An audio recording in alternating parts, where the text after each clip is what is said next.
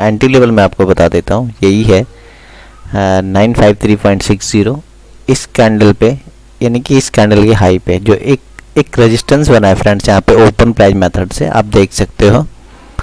तो इस रेजिस्टेंस के ठीक ऊपर हमने एक अपना लिमिट ऑर्डर लगाया था जब इसको तोड़ के ऊपर गया था, और स्टॉप लॉस हमने इस कैंडल के नियरेस्ट लो पे लगाया। 950 का लो है इसका, 950-80 का, तो हमने 950 पे स्टॉप लॉस लगाया है। तो एंट्री पॉइंट इतना 953.60 और स्टॉप लॉस 950, यानी कि 3 पॉइंट का स्टॉप लॉस है फ्रेंड्स। देखते हैं फ्रेंड्स क्या होता है।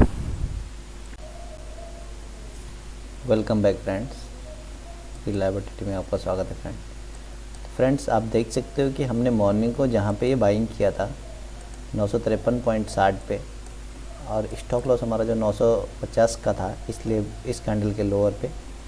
तो आप देख सकते हो वहीं से प्राइस हमारे लेवल से ही किस तरीके से प्राइस ऊपर जा रही है।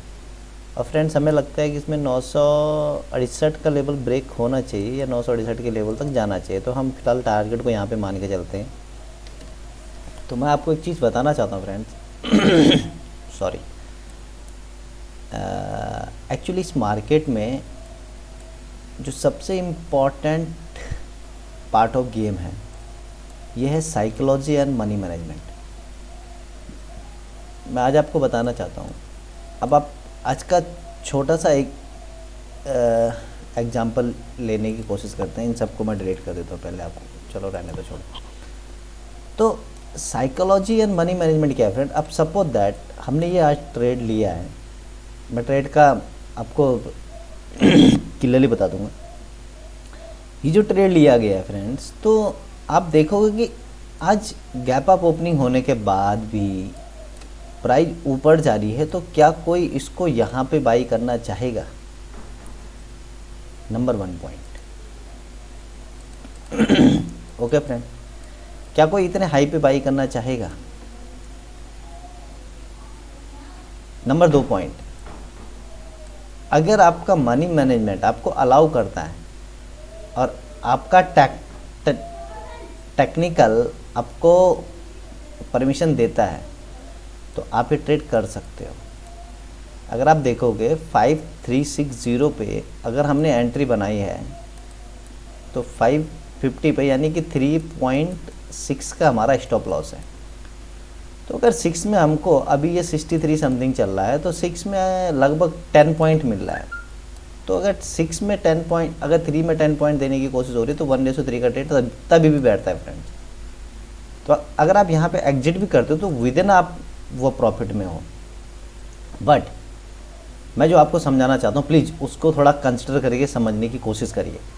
मेरा कहने का मतलब यहाँ पे ये है कि आप जब भी ट्रेडिंग करते हो, देखो ट्रेडिंग नथिंग, ट्रेडिंग कुछ नहीं है फ्रेंड्स। ट्रेडिंग में जो सबसे इम्पोर्टेंट है, लोग यहाँ सबसे ज़्यादा जो पैसा गंवाते हैं, वो पैसा गंवाने का एक ही कारण है, साइकोलॉजी फ्रेंड। साइकोलॉजी पे ध्यान। Number 2 money management. इस मनी मैनेजमेंट पे ध्यान देना बहुत कंपलसरी है फ्रेंड। ये मनी मैनेजमेंट स्टॉक मार्केट में सबसे ज़्यादा इम्पोर्टेंट रोल इसी का है फ्रेंड। साइकोलॉजी का भी सबसे ज़्यादा रोल है फ्रेंड। वीडियो आज का थोड़ा बड़ा हो जाएगा, तो उसके लिए मैं माफ़ी चाहता हूँ। Welcome back friends. तो फ्रेंड्स हमारा टारगेट होने वाला ही है मेरे ख्याल से लगभग। देखो फ्रेंड्स, मैं आपको कुछ आज समझाने के लिए ही इस वीडियो को बना रहा हूँ। मार्केट में जो सबसे इम्पोर्टेंट है फ्रेंड, वो है साइकोलॉजी। ठीक है फ्रेंड, किसी भी चीज़ को समझने के लिए साइकोलॉजी का होना इम्पोर्टेंट है। आपका यहाँ हाइपोथेसिस और साइकोलॉजी होना बहुत कंपलसरी है फ्रेंड। अब अगर हम इसको देखें, मैंने आपको बोला 2 चीज़ें इधर इम्पोर्टेंट है, psychology and money management. Money management आपको ये अलाउ करता है। अब सपोज दैट फ्रेंड, ये वाला ट्रेड हम देखने की कोशिश करते हैं मॉर्निंग से। अब ये मॉर्निंग से ही कम से कम यहाँ स्ट्रॉन्ग ओपन होने के बाद 929 से लेके 953 तक गया हुआ, तो क्या कोई इसे बाई करेगा? नहीं करेगा। बट दूसरा, अगर इसे बाई नहीं करना, लेकिन मेरा मनी मैनेजमेंट मेरे को अलाउ करता है, तो मैं बाई कर सकता हूँ। मैंने बोला मेरा मनी मैनेजमेंट टेक्निकल आता है फ्रेंड, बात का बात। सबसे पहले होता है फंडामेंटली। फंडामेंटली भी आपको अगर मार्केट में सक्सेस होना है फ्रेंड, तो please money management and psychology पे काम करना शुरू कीजिए। साइकोलॉजी बोलती है कि अगर आपने मॉर्निंग को थिंक किया कि मुझे इसको बाई करना है तो देन मैं बाई ही करूँगा। अगर सेल के लिए बोला तो मैं इसे सेल ही करूँगा। बट आप ये जज करने की कोशिश करो कि अगर आपने माइंड में बाई को लेके चले हैं तो मॉर्निंग को ऐसे क्या आर्टिफैक्ट हैं जिन्हें देख के आप इसे बाई करोगे, एंड मॉर्निंग को क्या आर्टिफैक्ट है जिसे देख के आप इसे सेल करोगे।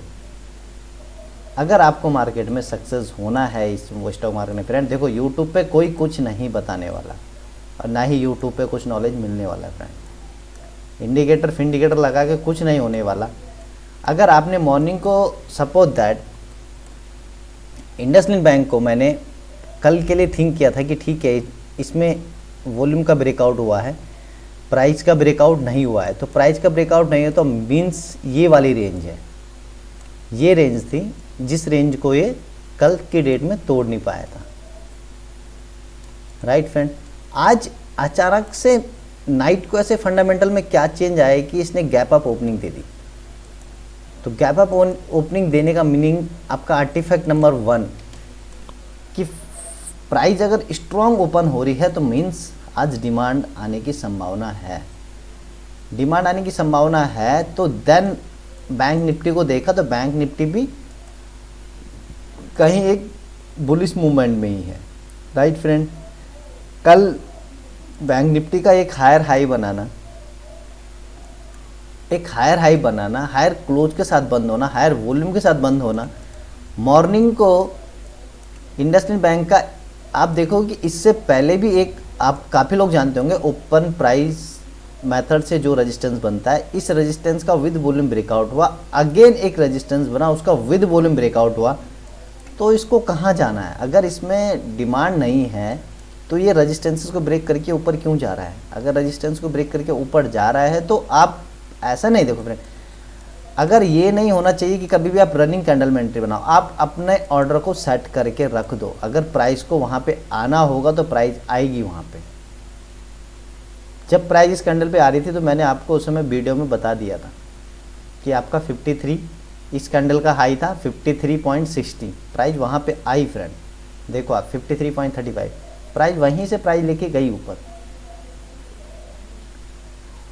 एवरीथिंग आप कोई सा भी चार्ट देखने की कोशिश कर लो, प्राइस को समझने का थिंक है फ्रेंड। जो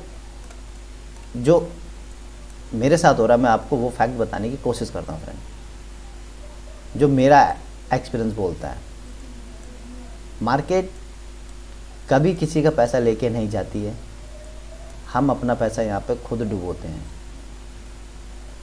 ये 101% ट्रू है फ्रेंड, आप मानो या ना मानो, कभी आप खुद से पूछना, ये 101% ट्रू है। यहाँ जो पैसा डूबता है ये हमारे कारण ही डूबता है, हमारी साइकोलॉजी पे ही डूबता है। सबसे बड़ा रीज़न है फ्रेंड। तो प्लीज़ साइकोलॉजी पे काम करिए, टेक्निकल के पीछे मत भागिए। टेक्निकल आपको एंट्री एग्जिट आपको कहीं पे भी मिल सकते हैं। उसका एग्जांपल एक इंडसइंड बैंक है, मैंने इंडसइंड बैंक को आपके सामने इतने ऊपर से उठाया है। टेक्निकल में एंट्री, टेक्निकल मत ढूंढो आप, टेक्निकल आपको जो दे के जाना है फ्रेंड वो दे के जाएगा। कहीं पे भी आप एंट्री को बना सकते हो, नो इशू। किसी भी चार्ट में कहीं पे भी आपकी एंट्री मिल सकती है। इंडसइंड बैंक कल का, कोई और चार्ट ले लो। प्लीज़ फ्रेंड अपना पैसा वेस्ट मत करिए। यहाँ साइकोलॉजी के अकॉर्डिंग वर्क कीजिए, अपने मनी मैनेजमेंट के अकॉर्डिंग वर्क कीजिए। पहले अपने आई को परफेक्ट कीजिए, देन सक्सेस होने की कोशिश करिए फ्रेंड्स। वीडियो लंबा हो गया है काफ़ी फ्रेंड, तो प्लीज़ देख लेते हैं इंडसइंड बैंक कहाँ तक गया है।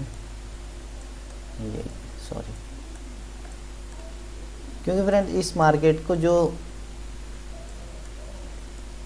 इन्वेस्टर लोग जो चलाते हैं उनका भी कहीं ना कहीं प्राइस पे ही फोकस होता है फ्रेंड। अब आप देखो इसी प्राइस में अगर हम देखें, इनमें भी लेवल्स बने होंगे फ्रेंड्स, बट हम मार खाते हैं अपनी साइकोलॉजी पे। सपोज दैट यहाँ पे हमने एंट्री नहीं ली, यहाँ पे भी तो सेलिंग के साथ नीचे गया है प्राइस, और इसी सेलिंग को तोड़ के ऊपर गया है। जब प्राइस ऊपर गई तो आप देखोगे यहाँ पे भी सेलिंग आई है, प्राइस नीचे भी तो जा सकती थी, फिर प्राइस इसी को तोड़ के ऊपर गई। अब ऊपर से जाने के बाद प्राइस जब नीचे आई तो फ्रेंड देखो आप रिट्रेसमेंट लेने के लिए इसी लेवल पे ही एंट्री क्यों बनी है ना फ्रेंड। तो ये रिट्रेसमेंट जो पॉइंट होते हैं ये एंट्री पॉइंट होते हैं फ्रेंड्स, आप देख सकते हो ये एंट्री पॉइंट है।